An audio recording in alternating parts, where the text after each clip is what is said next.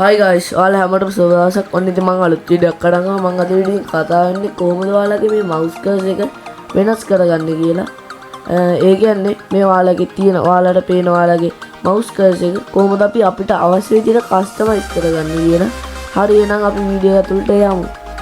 දැන් ඔයාලා ඉස්සෙල්ලාම ඔයාලා Windows එකට search කරන්න ඔයාලා Google web එක හරි Microsoft web එක හරි. දැන් මම Microsoft දෙක පාවිච්චි කරනවා. ඔයාලා Google එක ඔයාලගේ තියෙන එක පාවිච්චි කරන්න පුළුවන්. ඊට පස්සේ ඔයාලා සර්ච් කරන්න ඕනේ mouse pointers කියලා. mouse cursors.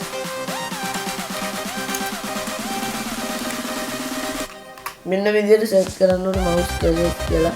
ඊට පස්සේ මෙතන ඔයාලට පේනවා ඇති real world graphics කියලා තියෙනවා. ඊට පස්සේ ඒක ක්ලික් කරන්න. තව ඔයාලට පේන ඇති යටට ගියාම එක එක තියෙනවා. මම නම් ගොඩක් යූස් කරන්නේ මේක හොඳයි. හරි එහෙනම් මම ඒකට ගියා.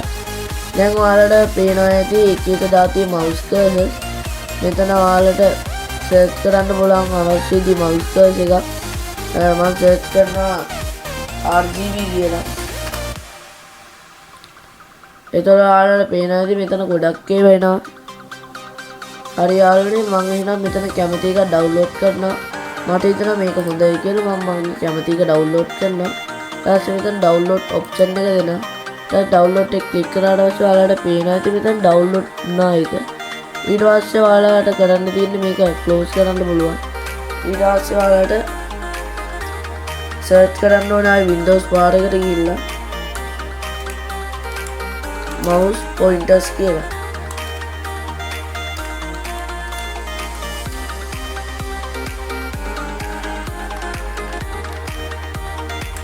mouse cursors කියලා.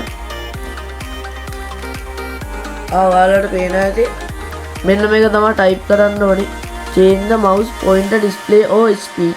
අන්න ඒක ඕපන් කරගන්න ඔයාලා ඉස්සෙල්ලාම. ඊට පස්සේ ඔයාලට පේන ඇති මෙන්න මේ වගේ ඉන්ටර්ෆේස් එකක් එනවා. ඊට පස්සේ ඔයාලා මෙතන pointers කියන එක ක්ලික් කරන්න ඕනේ. ඊට පස්සේ ඔයාලට පේන ඇති මෙතන normal select කියලා එකක් තියෙනවා. ඒක ක්ලික් කරලා මෙතන browse කියන එක ක්ලික් කරන්න.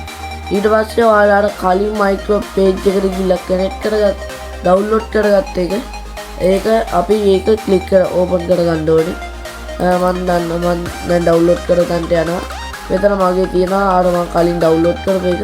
මම ඒක ක්ලික් කරලා මෙතන ඕපන් දෙනවා. ඊට පස්සේ ඔයාලට මෙතන apply කියන එක දෙන්න. ඊට පස්සේ ඔයාලට පේනවා ඇති apply කියන එක දුන්න ගමන් මේක අර අපි හදාගත්ත විදිහට කනෙක්ට් වුණා. ඒ කියන්නේ මේ අපි හදාගත්ත විදිහට කස්ටමයිස් වුණා. ඊට පස්සේ ඕකේ දෙන්න තියෙන්නේ ඔයාලට පේන එක. දැන් මේක අපේ කලින් තිබ්බ සුදු පාට කලර්ස් එක නෙමෙයි අපි කස්ටමයිස් කරගත්ත අපි ඩවුන්ලෝඩ් කරගත්ත එක තමයි දැන් තියෙන්නේ. හරි යාළුවනේ මේ විදිහට තමයි මේක හදාගන්නේ. එහෙනම් guys වීඩියෝ එක ඉවරයි. මගේ දැම්ම channel එක subscribe කරලා තියාගන්න. bell icon එක ඕල් දාලා තියාගන්න. එතකොට ඔයාලට මම මේ වගේ වීඩියෝ එකක් දැම්ම ගමන් ඔයාලට notification එකක් එනවා. හරි guys එහෙනම් ඔයාලා හැමෝටම සුබ දවසක්.